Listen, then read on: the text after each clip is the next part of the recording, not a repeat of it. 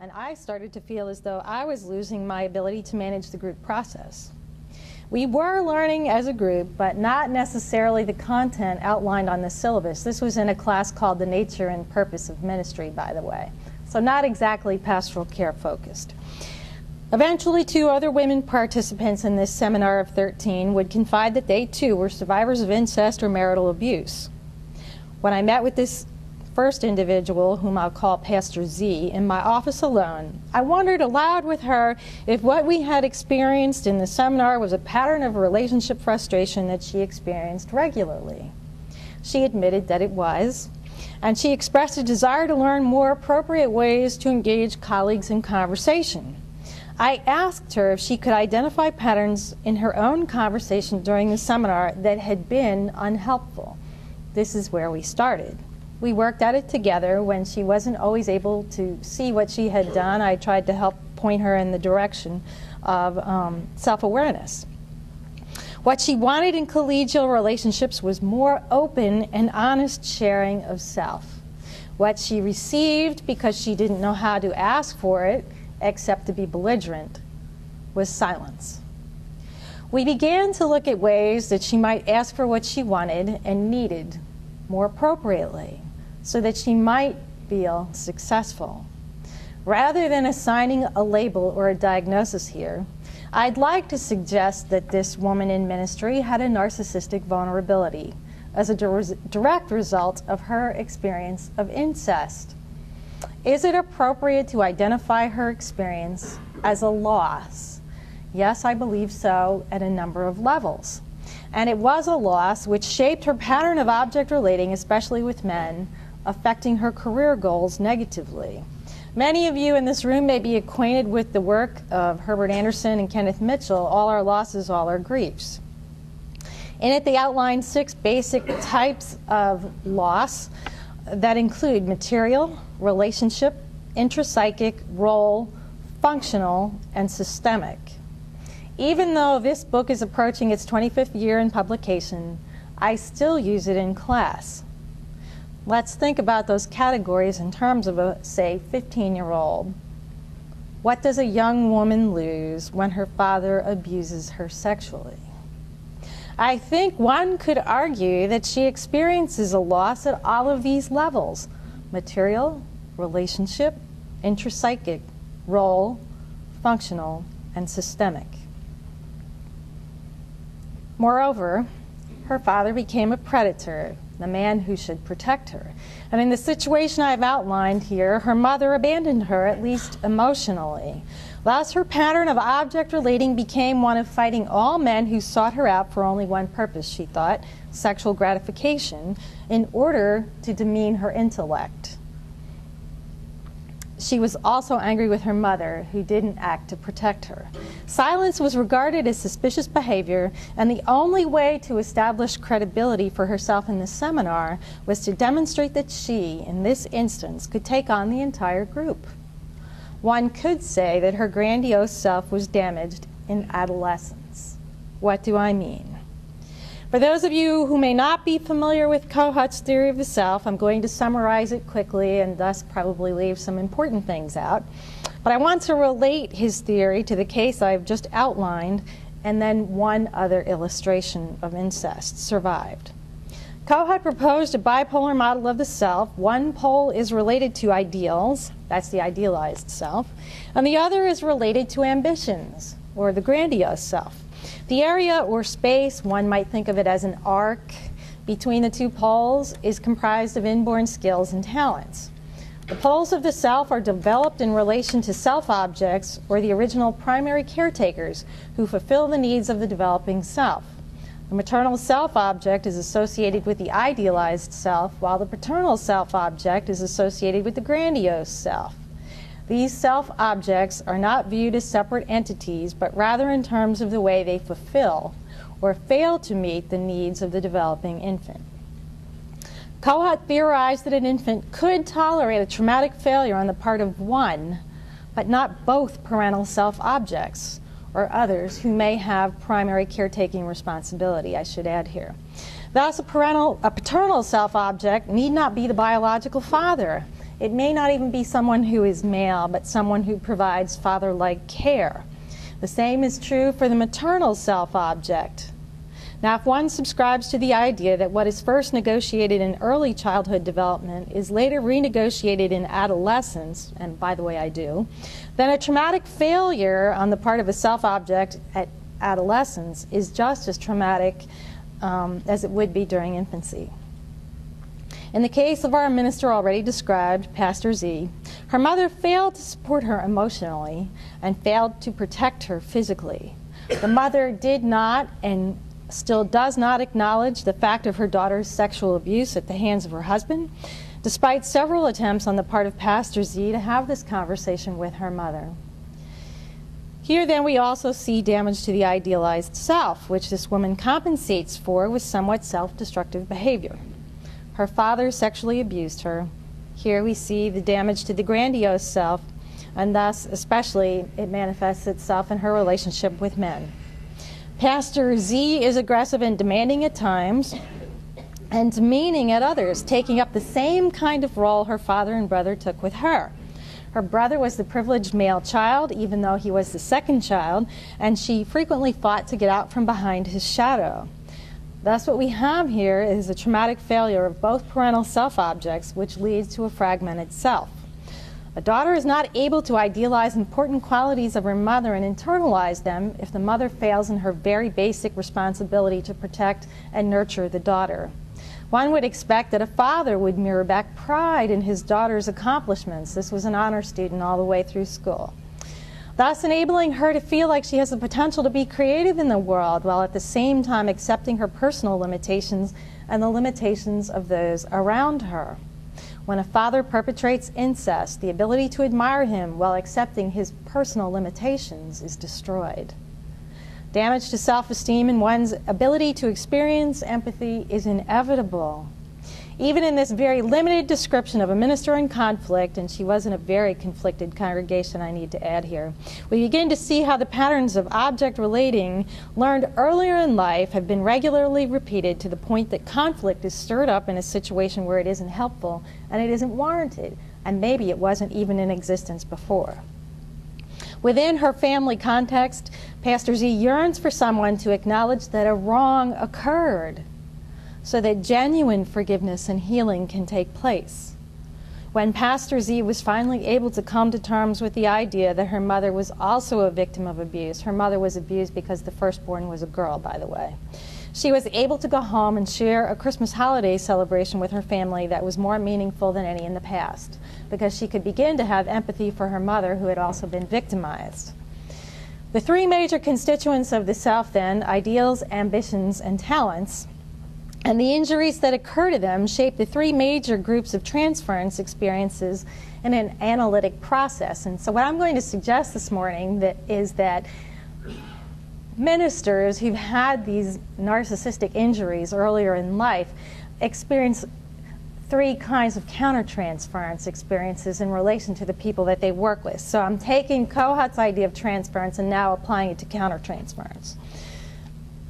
As one might expect, the balance between the two poles of the self may be upset at a time later in life than infancy or early childhood.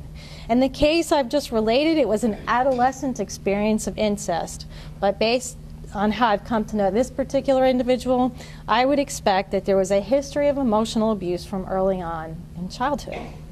The birth narrative of this individual, which she shared with me, was not a story of celebration. Rather, it was one of disappointment and dread. The minister's mother, in fact, experienced, as I've said, emotional abuse in relation to her husband because her firstborn was a daughter. And the mother was never able to claim a voice of her own in relation to the woman's father. The much-awaited firstborn was not going to be a name bearer, but rather a girl, someone that could be counted on to be promiscuous and trouble in adolescence. This was her father's attitude toward her. So how exactly then, in this case, do the three major constituents of the self, ideals, ambitions, and talents, shape the three major groups of countertransference, Kohut's defined transference experiences? And more importantly, what do we as therapists, need to attend to when we assist ministers in conflict situations who have serious narcissistic vulnerabilities. Let me say first, if the area of ambitions or the grandiose self is damaged, the client or the minister will likely experience what we would call a mirror transference, in this case now a mirror countertransference. In the most narrow sense, that means that he or she will experience the person as a separate person, as opposed to an extension of the grandiose self, right? Sometimes there's a merger, but only within the framework of needs that exist in the reactivated grandiose self. So the person that they're relating to in the congregation, or if you want to think of it in the typical kind of transference situation between therapist and client, the therapist is experienced as a separate person, but only insofar as that person continues to meet the needs of the reactivated grandiose self. Kohut notes that the offending trauma which produces this kind of transference experience occurs relatively late in development. So now let's consider Pastor Z.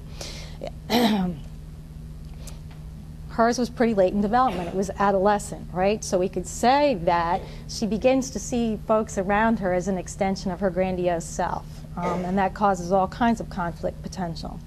If the injury to the self occurs earlier in development, the client is likely to experience a merger with the therapist or see the therapist as an extension of the grandiose self. Kohut's own language describing what a mirror transference looks like reflects Erickson's language from Toys and Raisins. And Kohut states, "It's the gleam in a mother's eye which builds or confirms the child's self-esteem." And it's that same gleam then that the person longs for from the other, whether it be a minister expecting to get that from members of the congregation or a client expecting to get that from all of you. What the client seeks most is confirmation and approval from the therapist. One could say that this was certainly the case for Pastor Z. Early on in my work with her, she was pretty direct about that and said, if you lived in my community, would you consider me worthy to be your pastor? Since individuals who experience this kind of narcissistic injury often view others as extensions of their grandiose self, one could expect that conflict arises when they don't recognize the boundaries between me and you, or between self and other. Any form of disagreement is viewed as a threat to the self, and Pastor Z has definitely sought my approval in seeing disagreement in the classroom as a threat to her own self. Second, if the area of ideals is damaged, then the client experiences an idealizing transference. Here one would expect to learn of an early trauma that occurred in relation to the child's early caretaker, here most likely the maternal self-object. This person failed to protect the child and or soothe the child when it was upset.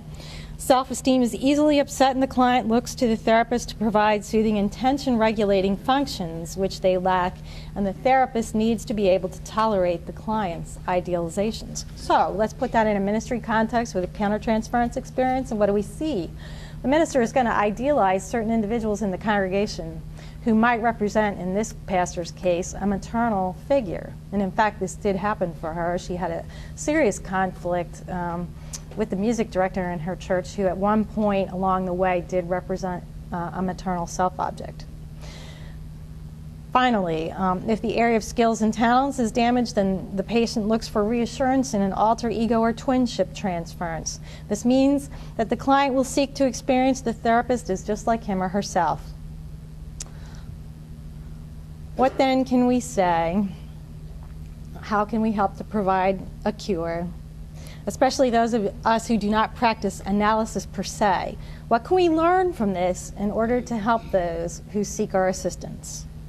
What has changed from Freud? Let me ask that first, right? Freud maintained that a narcissist was really not curable or analyzable because the narcissist was not accessible to the influence of a transference relationship. You can see his article on narcissism published in 1914. The noteworthy difference here is that Kohut's focus on the treatment and cure of narcissistic personality disorders has hope. One touchstone in Kohut's analytic process is empathy, which he understood as a data-gathering tool within the analytic relationship. He didn't say it was a cure in itself. He said it's a data-gathering tool. In my own work with ministers and students who have experienced traumatic injuries to the self, I try to focus on their abilities or inabilities to feel empathy. And in terms of a data gathering tool, when I start to figure out where they're not able to experience empathy, that helps me to figure out with them what went wrong and how they can make it better. Now, one might want to ask, why was Kohut not willing to say that empathy is a cure in and of itself? Well, using an illustration from Nazi Germany, he demonstrated that empathy, or the ability to put oneself in another's shoes, can be used for good or ill. The Nazis used empathy to exploit the vulnerabilities of their victims to inflict emotional pain. In other words, they got inside of the other person, learned what they needed to know in order to escalate the level of pain experienced by the other, not to escalate the level of good, right? Nevertheless, Kohut contended that empathy is what ultimately affirms our humanness and makes psychological existence possible. In an attempt to correct the many misunderstandings and misappropriations of empathy in the analytic relationship, Kohut offered the following toward the end of his life, which was 1981, by the way. Empathy is the capacity to think and feel oneself into the inner life of another person. Let me say that again. Empathy is the capacity to think and feel oneself into the inner life of another person. Indeed, the capacity to experience empathy is one of 5 qualities identified by Kohut which signal the transformation of narcissism in the therapeutic relationship. The origin of empathy is located in the earliest mother-infant relationship. Recall that quote, "the gleam in the mother's eye as the infant stares up at the mom." As the developing self of the infant takes in the mother's feelings toward the infant. That's so important. Erickson said it too. Other determinants of a healthy self include creativity, transience, humor, and wisdom. The therapist is able to observe these qualities developing in the transference relationship. Creativity, quite simply, is a person's ability to idealize his or her own work. That was something Pastor Z didn't have. She needed me to do it for her. It suggests a capacity of playfulness and imagination. One may observe that a client is now able to celebrate his or her own innate skills and talents instead of seeking reassurance. Transience is the ability to accept one's mortality. The client demonstrates an ability to surrender the need to be omnipotent, first in relationship to the therapist and then subsequently in other relationships. Now, if you have a minister who is not at the point where they've experienced transience or transformed narcissism, and the need to always be right or omnipotent in every situation that comes along, you can see how that might raise up some conflict, right? Kind of obvious. Another way to think about this in relation to the case that I have shared this morning is this. Transience started to be observable in Pastor Z's ministry in her handling of a difficult situation with a paid youth group leader who was male. That's important information. He had not lived up to her expectations as a paid staff member. But instead of berating him for poor performance, which she admitted would have been what she had done in the past and she would have probably fired him on the spot, she was able to sit down and talk with the young man about her expectations, his expectations, and renegotiate the contract. She was able to provide the young man with a second chance. Another example of transience was her ability to surrender her need to be right in the classroom. And at that point, she could have open, honest conversation with her colleagues. Humor, if not a defensive posture, for sarcasm, as we all know, might be a defensive signal, but humor suggests also an acceptance of transience. When humor is indicative of a transformation of narcissism, the client has experienced a strengthening of his or her own values and ideals. A genuine sense of humor, according to Kohut, is witnessed by the therapist as the patient's ego is able to experience amusement when reflecting upon old, rigid configurations.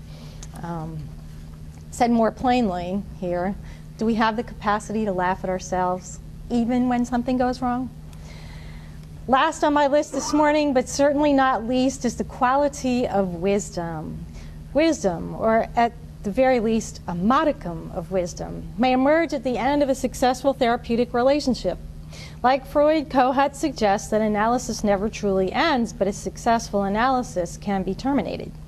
During the concluding phases of analysis, wisdom attained by the client helps to maintain self-esteem even upon recognizing personal limitations. The client may exhibit a friendly disposition toward the therapist even though there are conflicts still remaining and even though the therapist's limitations have been recognized by the client.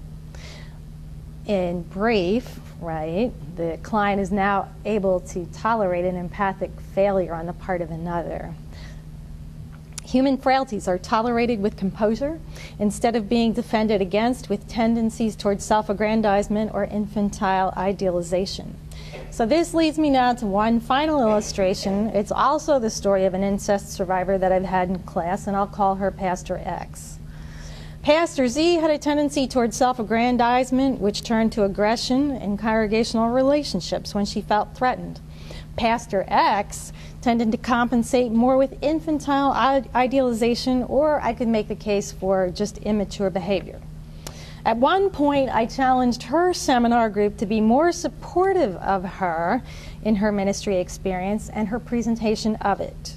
I asked them to stop their process, which had become one of abuse, really. They were beating up on her, couldn't find anything positive to say about the ministry case she was presenting. So I asked them to stop for a moment to see if they couldn't find a blessing for the ministry experience they were reading about in the paper. There was, again, a moment of silence because the class really had not taken into consideration the process that they were engaging in. And at the moment of silence, this pastor burst into tears and ran from the room. I was experienced by her as an authority figure, and I had been idealized by her in a way that I was unaware of. My interrupting the group process at that point pressed on her frailty or her narcissistic vulnerability. It felt as if I had reprimanded her and not the class. After she was able to again regain her composure, she talked with me privately and recounted part of her story of abuse. When I challenged her group to be more supportive, she was already feeling attacked.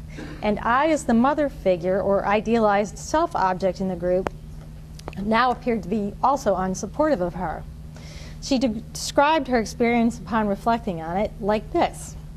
She asked me if I was familiar with the Kellogg's Mini Wheats breakfast commercial, and this is from some time ago, so you'll have to think back a little ways.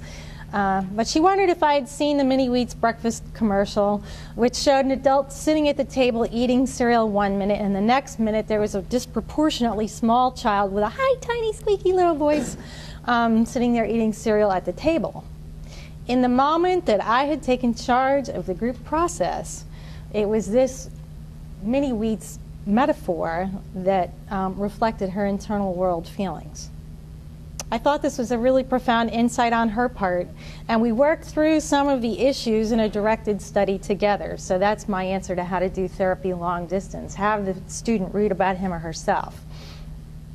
Tears were one way of defending against her vulnerability and represented a pattern of object relating that aroused sympathy, if not empathy, from those in her web of relationships. I say sympathy and not empathy because eventually those who are close to her become immune to the somewhat dramatic, if not histrionic, outbursts. The small, powerless child image became a pattern of object relating for Pastor X, which caused her to blur boundaries in ministry, react in childlike ways, expecting others to care for her when threats were perceived, and it intensified her own feelings of unworthiness and inadequacy. Again, I want to emphasize that this individual had spent years in therapy and even had a background in social work. The Frosted Mini Wheats experience became somewhat of a turning point for Pastor X, but I would argue that she will always need to be diligent in her self-care and attentive to the ways in which she unwittingly colludes in conflict that becomes self-destructive. So here we have two stories of incest survived with two very different sets of defense mechanisms or coping skills, yet both are congruent with Kohut's theory of the self and his proposal for a cure. So a few final words here. Raising our own self-awareness and that of the students, the clients, the ministers we seek to help is, I'm confident, a goal that we all share. If I have one hope for today, it would be that we do more intentionally and deliberately to assist those in our care to see how their patterns of object relating have direct connections to conflict situations. how their own experiences of personal loss and the object relations they experience within those lead to conflict that's unnecessary and unhealthy. Herbert Anderson wrote an article back in the mid-1990s entitled, "When You Come to a Fork in the Road, Take It," which focused on the importance of paradox in pastoral theology. And really what he was arguing for was that there had been so much triumph of the therapeutic, we needed to look harder at theology. And so I'm going to stretch his metaphor a little bit in a way that he probably wouldn't like this morning, but I view the work I'm undertaking here in a similar light. Family systems theory is enormously helpful for understanding and managing conflict in church settings. I advertise clinical competence in family systems approaches, but I think we have for too long emphasized the system at the expense of the self. So, when you come to a fork in the road in your work with clients or CPE residents, I'm making a plea today that you take it. Even if you are a purist who is more comfortable with one way of being, find ways to help those in pastoral professions to bring systems theory into conversation with more psychodynamic approaches. Countertransference was a word that had all but disappeared from use when I was an MDiv student in the early 80s, and I believe my experience was diminished as a result.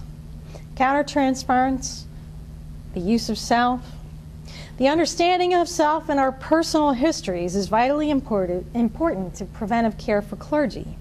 The first time I used the word psychoanalytic with new students in a classroom setting, there's usually an audible, I'm a heretic. That's what they think, anyway. Then there is somewhat of a silence, and someone usually raises a question about Freud. Well, wasn't he an atheist, and is that really appropriate for us to think along these lines in a seminary? I get those questions still, sorry. I kind of cringe on the inside, but try to deal with it as openly and honestly as I can. And then they say to me, what about faith after all? I reassure them that I do believe in Jesus. And that though I don't agree with everything Freud ever wrote, for I certainly don't as a feminist, I have learned much about human behavior from him, which has been invaluable in my own ministry. So in closing, let me say this. I don't blame ministers for church conflicts, nor do I believe that we are always our own worst enemies. I do strive to find ways to help those in ministry or those who are seeking to be in ministry to understand their personal losses and the ways that their unresolved losses can contribute to conflict situations in church situations. I've examined one type of serious loss this morning, incest, which leaves a self with serious narcissistic vulnerabilities and unhealthy patterns of object relating. There are many other kinds of losses which could also be examined in this way. These losses are the experiences, I would argue, which intensify our feelings of being strangers to ourselves. I hope in some way you'll be encouraged in your own work to focus on the recognition of or reconciliation with the stranger within, because it makes a small contribution to the cessation of violence in our world. And so I'll end where I began this morning. For everything there is a season, and a time for every matter under heaven. A time to keep silence, and a time to speak. Thank you.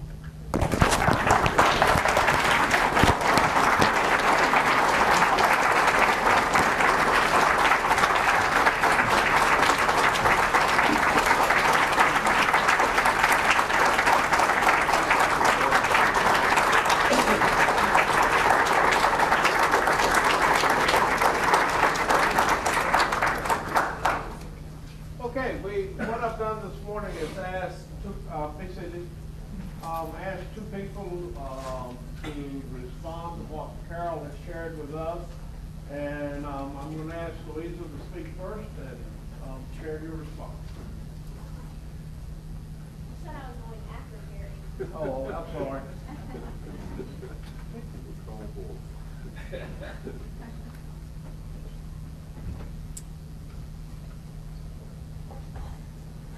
That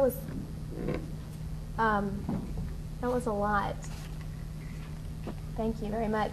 I think a lot of what you've said is so congruent with CPSP and with what we're about, welcoming the stranger in our community and coming to know the parts of ourself that are estranged, and actually using those parts often as the most valuable grist for ministry. Can you hear me? Yeah. Okay.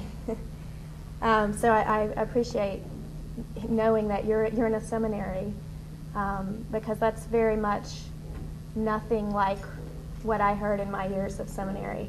I don't know about folks here, but at Duke, countertransference was either a bad word or people didn't know what it meant. So I think that's a very empowering gift to your students and to your colleagues that you come from this modality. I mean, I don't have a whole lot to say. I would have been interested to hear perhaps an example that would have come from a male student. When I think about some of my male colleagues, what they could identify with as some of these narcissistic injuries, and that would have been interesting for me to hear. I'd like to hear more about that. And I mean, what you say rings very true. I work with sexual abuse survivors, and the kind of splitness that comes in these individuals and that they replicate in their relationships and create, it takes a long time to reconcile. Let's see. I really liked your word about ankle biters. I often use a petty tyrant is one way I like to, from Carlos Castaneda, to think about those. So I don't know, I guess I just hope that, I'd be curious how much this sort of message is spoken in seminaries today, and hope, maybe it's a naive hope, but I hope that some of the trends in our culture toward focusing on the self, and you know, it can be kind of a vacuous glorifying of the self, but I think that can be an entryway into this kind of deeper work in seminaries and also in our parishes. Obviously, when people are coming to psychotherapy or CPE, we hope that they're looking to address these deeper elements, but I think it's an inroad, perhaps a point of inroad into this transformative work. So I think that's it. I thank you very much for your opinion.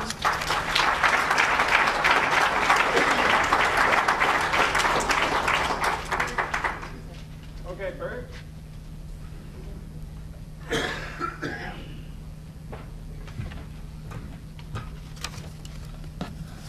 Carolyn, I too thank you. You bring us a word that we really need to hear, and not just we as clinicians, but the church needs to hear your words. You know, someone has said that an unexamined self is really a very dangerous thing. And I think especially in our profession, all of you are counselors to various degrees. And for us to have not done the deep work, and that is years of work, of self-examination, then we don't wear well.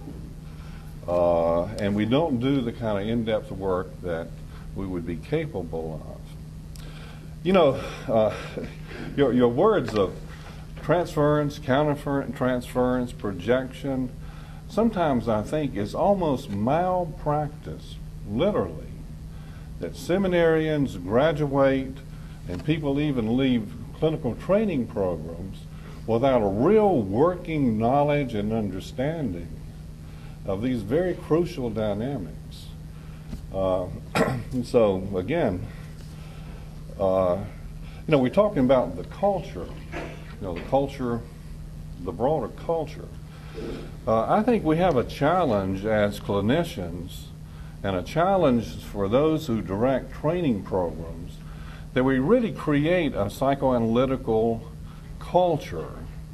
I mean, when many of us were going through, it was unheard of that you would be in a residency and not be in psychoanalytical therapy. It was just unheard of.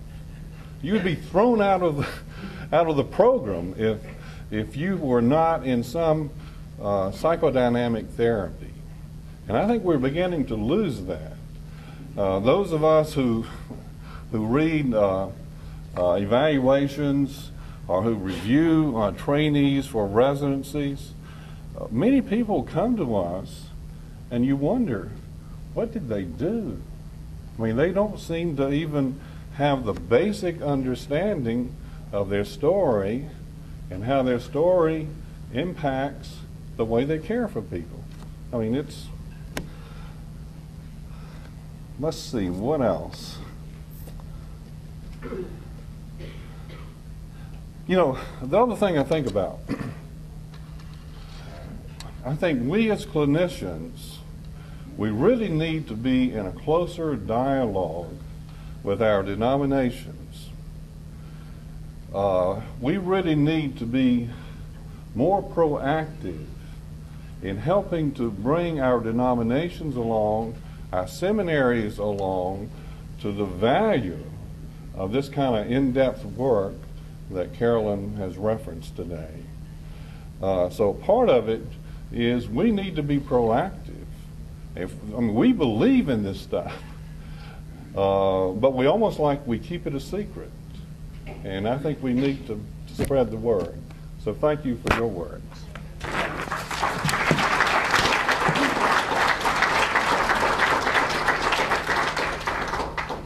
Anything you'd like to share in response to what they said?